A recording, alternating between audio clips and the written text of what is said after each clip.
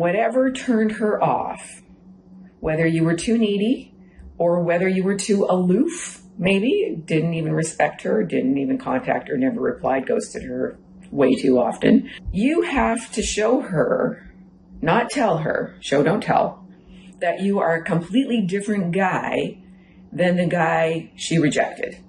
So if you can't show her that through text or other, I'll give you the other in a little bit, then she's going to assume you're the same guy that she didn't want.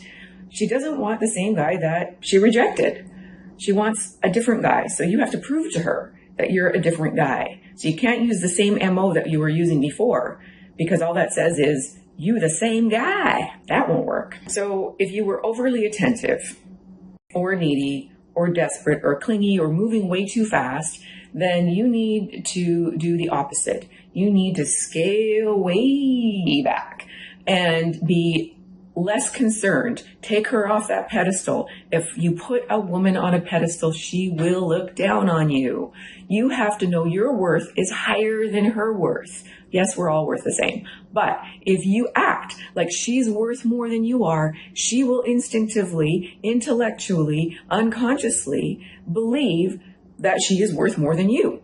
What woman wants to be with a guy that is worth less than she is? If you acted super needy, then you have to act and behave on a much higher level. That's my arm way up there, just to balance out the equilibrium because of where you really believe you are in the relationship. So you need to step back and be more aloof and care less and be less attentive and less quick to reply, initiate less, all of these things. Okay, if you were aloof or didn't, maybe you were playing the game, or maybe you are a player, or maybe you got 3 girls on the go.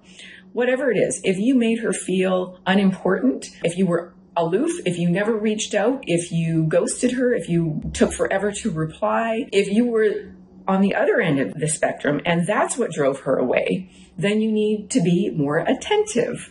Then you need to reply. Then you need to maybe give some compliments, or don't do that if you were overly complimentary. But if you basically starved her of these things, then this is when you go back in and you offer up some of the things that she was lacking, that you restricted the relationship of. So essentially, here's the key point. The key point is she needs to feel like, what the F? Who is this new person that is now trying to get back in my life?